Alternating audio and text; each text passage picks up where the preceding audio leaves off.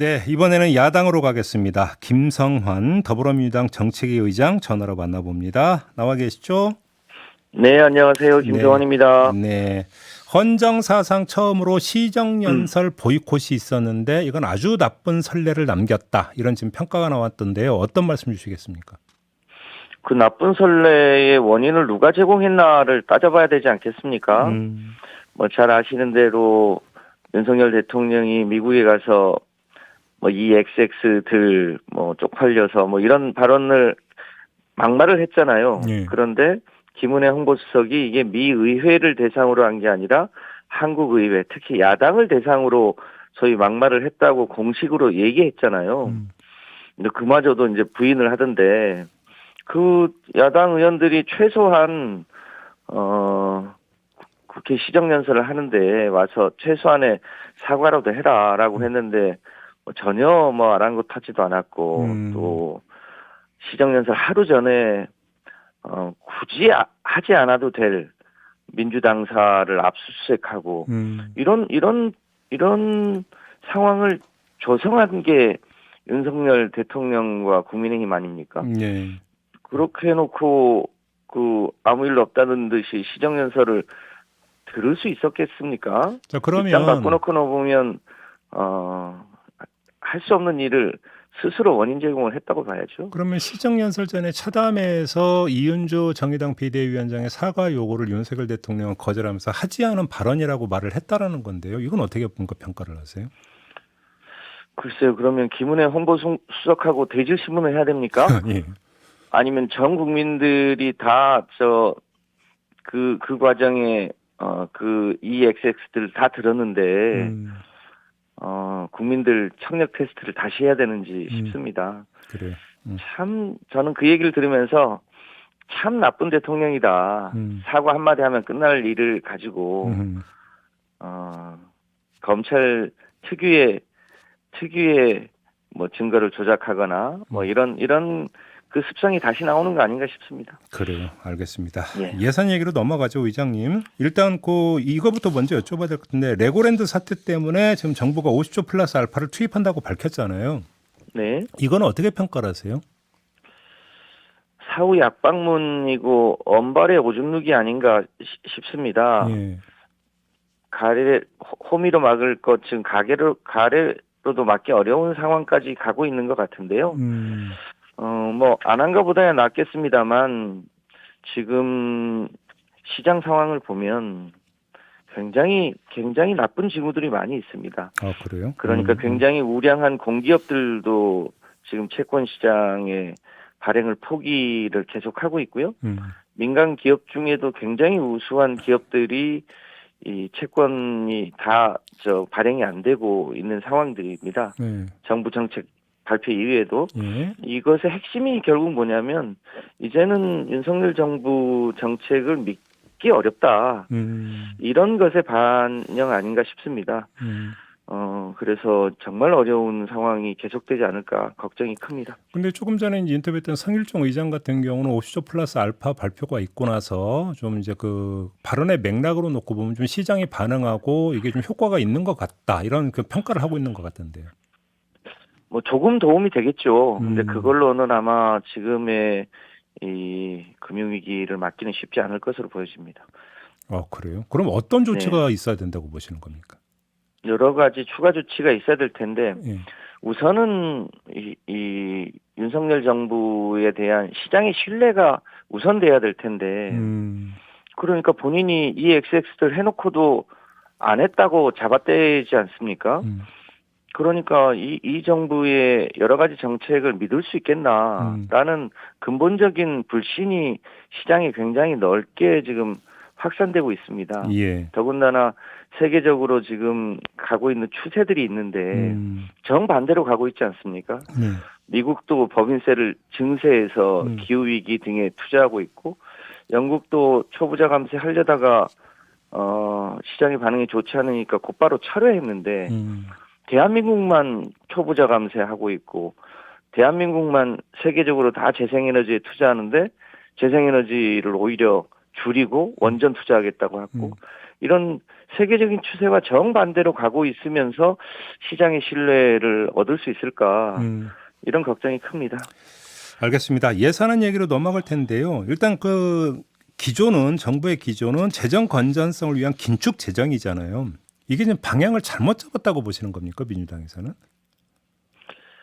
그러니까요. 미국도 지금 법인세를 사실상 증세해서 기후위기나 자국의 전기차 산업 등등의 집중적인 투자를 통해서 일자리를 늘려나가고 있지 않습니까? 네. 유럽도 지금 마찬가지거든요. 음. 그런데 대한민국은 정반대로 소위 부자들한테 세금 깎아주면서 그것을 오히려 멀쩡한 국민의 재산, 공기업의 재산을 매각해서 벌충하려고 하고 그 줄어든 만큼 여러 가지 민생 예산을 사실상 깎았는데 얼핏 보기만 해도 민생 경제 예산을 거의 10조 원 이상 삭감했습니다. 네. 그렇게 해서 이 고유가 고물가 시기에 어려운 민생을 살릴 수 있을까? 한국 경제를 살릴 수 있을까?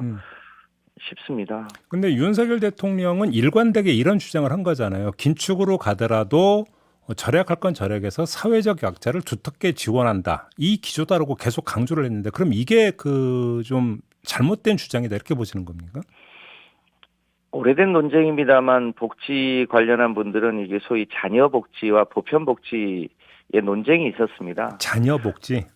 네, 이게 이제 그야말로 죽기 직전에 아주 어려운 사람만 일부 구제하는 건데요.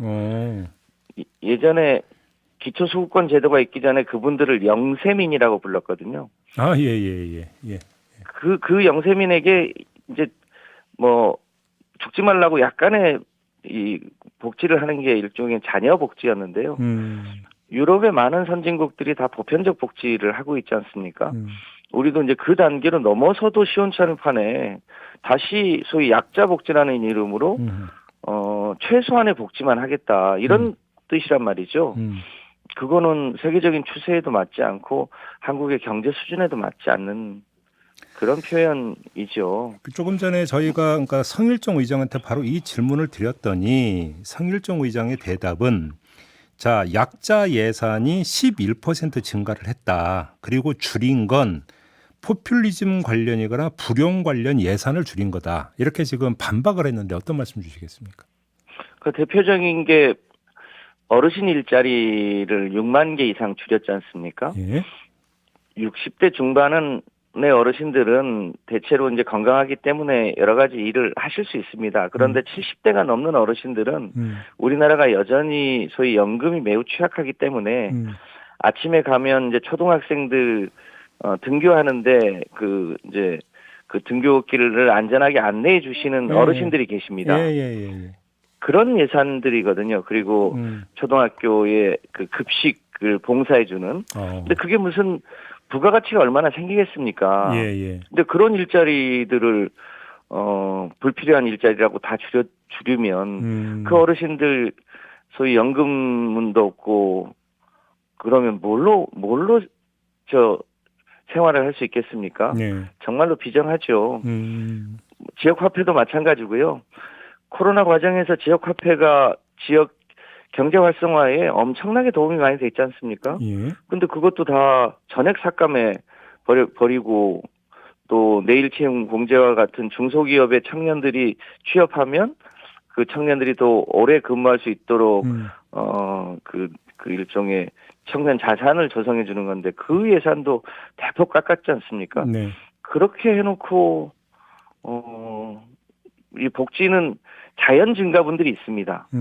그 자연 증가분에 조금 얹혀놓고 복지 예산이 늘렸다고 얘기하는 게 맞을지. 그러면 저는 맞지 않다고 민주당의 봅니다. 입장은 지금 의장님이 열거한 그 몇 가지 예산은 무조건 복구를 해놔야 된다 이런 입장입니까? 뭐 그 외에도 여러 가지가 있을 텐데요. 네. 저희가 오늘 예산과 관련한 저희 예결위 워크숍 등등을 통해서 예산안에 꼭 필요한 내용들을 정리할 예정입니다. 아, 그렇군요. 초부자 감세 법안은 절대 불가 이 입장을 확고한 겁니까? 당연하지 않겠습니까? 소는 무슨 돈으로 키웁니까? 예. 소를 키워야 될 텐데 소를 키우려면 누군가는 세금을 부담해야 될 텐데 우리 사회에서 가장 경제적으로 안정되어 있는 상위의 0.1% 분들의 세금을 깎아주면서 예. 그러면 무슨 돈으로 국가 운영을 할 수 있겠습니까? 당연히 초부자 감세는 막아야겠죠. 그냥 그 궁금해서 여쭤보는 거네요. 초부자 감세를 하느냐 마느냐에 따라서 왔다 갔다 하는 세수 규모가 어느 정도 되는 겁니까? 지금 감세의 총 규모가 연간 평균 13조 원이고 예. 5년간 전체로 한 60조 원 정도 됩니다. 근데 그 중에 소위 초부자 감세에 해당되는 것은 대략 한 2조에서 2.5조 원 수준입니다. 내년도 예산에. 그런가요? 내후년에는 훨씬 늘어납니다만. 그래서 그 예산만큼은 저희가 법을 개정하지 않으면 세입이 늘어나게 됩니다. 감세를 안 해주는 거니까요. 예. 그럼 이제 그 룸만큼은 소위 세입이 늘어나기 때문에 그만큼 민생경제 예산을 더 늘릴 수 있다고 봐야겠죠. 그렇게 보는 거다. 예, 알겠습니다. 네. 낙수 효과는 없다고 이제 그렇게 단정하시는 거고요. 알겠습니다. 그 세계적으로 증명된 거 아닙니까? 알겠습니다. 자, 마무리할게요, 의장님. 오늘 말씀 잘 들었습니다. 고맙습니다. 네, 감사합니다. 네, 지금까지 김성환 더불어민주당 정책위 의장이었습니다.